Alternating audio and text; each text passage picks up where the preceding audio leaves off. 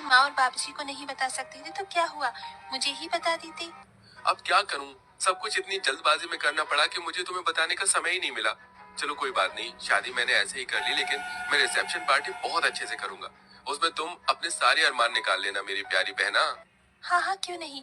आखिर मेरी भाभी आई है, इकलौते भाई की इकलौती भाभी। हिमांशी का व्यवहार देखकर और उसका पहनावा देखकर सलोनी अपने मन ही मन सोच रही थी, मेरी ननद तो बहुत खूबसूरत, सुंदर और गोरी है। काश कि मैं भी इतनी गोरी और सुंदर होती तो अच्छा होता, लेकिन मैं अपनी ननद की जैसी नहीं हूँ। मेरा रंग सांवला है। सलोनी अपने मन में ऐसा सोचकर अपना मुंह लटका लेती है। कुछ देर बाद हिमांशी सलोनी को अपने भाई के कमरे में लेकर आती है। भाभी जी, आपको अगर किसी भी चीज की जरूरत हो तो मुझे बता देना, मैं यहीं पर हूँ। आवाज लगा देना, मैं आ जाऊंगी और आपकी मदद करवा दूंगी। अभी तो मुझे किसी भी चीज की जरूरत नहीं है ननन जी, लेकिन अगर किसी चीज की जरूरत होगी तो मैं आपको तुरंत बुला लूंगी। आप चिंता मत करो, आपके अलावा इस घर में मेरा है भी कौन जो मुझे समझ सके। एक भाभी के लिए एक ननन बहुत मायने रखती है। आप तो इस चीज को समझती हो ना। हाँ हाँ, क्यों नहीं मेरी प्यारी भाभी, बिल्कुल समझती हूँ। आप चिंता मत करो, मेरे रहते इस घर में आपको कभी किसी चीज की परेशानी होगी ही नहीं। ऐसा बोलने के बाद हिमांशी अपने भाई के कमरे से बाहर आ जाती है। थोड़ी ही देर बाद हिमांशी अपने कमरे में जाती है और एक नया सा सूट पहनकर अपनी भाभी के कमरे में आती है। अरे भाभी, अभी तक आप तैयार नहीं हुई हो। रुको, मैं आपको तैयार कर देती हूँ। हिमांशी अपनी भाभी सलोनी को तैयार करने लगती है। तभी सलोनी देखती है कि हिमांशी ने बहुत सुंदर और प्यारा सूट पहना होता है। वो शीशे में अपनी ननद को देखते हुए कहती है, क्या बात है ननद जी, तुम्हारा ये सूट कितना प्यारा लग रहा है। तुम्हारे गोरे रंग पर खिल रहा है।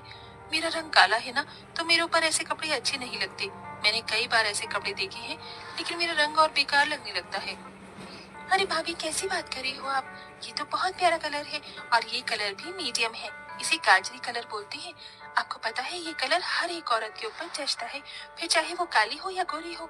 आपको यकीन नहीं है तो रुको, मैं आपको ये सूट देती हूँ, फिर आप इसे पहनकर देखना, आपके ऊपर बहुत अच्छा लगेगा। हिमांशी अपने कमरे में जाती है और दूसरा सूट पहनकर जो उसने पहना होता है उसे उतार के अपनी भाभी के पास ले आती है।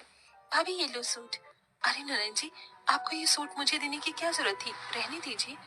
अरे क्या हुआ भाभी, आप मेरी भाभी हो, मैं इतना नहीं कर सकती। चलो इसे पहनकर दिखाओ। हिमांशी के ऐसा कहने के बाद सलोनी हिमांशी की बात मान लेती है और सूट पहनकर अपनी ननन को दिखाती है। देखो ननन जी, कैसा लग रहा है। पहले तो मुझे लग रहा था कि मेरे रंग के ऊपर ये अच्छा नहीं लगेगा, लेकिन मेरे सांवले रंग के ऊपर ये मुझे बहुत अच्छा लग रहा है।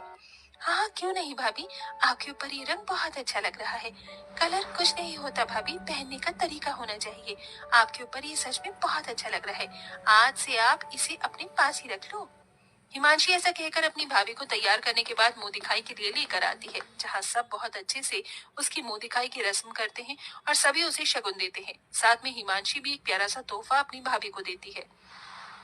भाभी, मैं आपके लिए ये इतना प्यारा सा तोहफा लेकर आई हूँ, इसे हमेशा अपने पास ही रखना। आप तो बहुत अच्छी हो ननन जी, आपका बहुत बहुत शुक्रिया। इस तरह हिमांशी अपनी नई भाभी के आने पर बहुत खुश होती है, लेकिन सलोनी बहुत ही चालाक होती है। उसे जो भी चीज हिमांशी की अच्छी लगती है वो उससे लेने के चक्कर में उसके सामने ऐसा दिखावा करती है जैसे उसके रंग की वजह से उसके ऊपर कुछ भी अच्छा लगता ही नहीं। एक दिन सलोनी अपनी ननद के कमरे में आती है तो वो ननद के ड्रेसिंग टेबल पर बहुत महंगा महंगा मेकअप का सामान देखती है। कितना महंगा महंगा मेकअप का सामान है, मुझे तो बड़ी हैरानी हो रही है। ऐसा सामान तो मैंने कभी देखा ही नहीं जिंदगी में। अरे भाभी, आप यहाँ, कुछ काम था क्या आपको। नहीं, कुछ काम नहीं था, मैं तो बस ऐसे ही आई थी।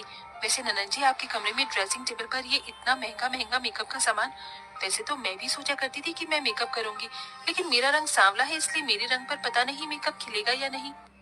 अरे भाभी, आप भी ना कैसी बातें करती हो और सोचती हो।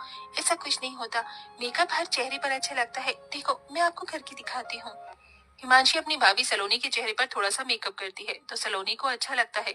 तभी सलोनी कहने लगती है, ननन जी, बहुत बढ़िया मेकअप है आपके पास, काश कि मेरे पास भी होता।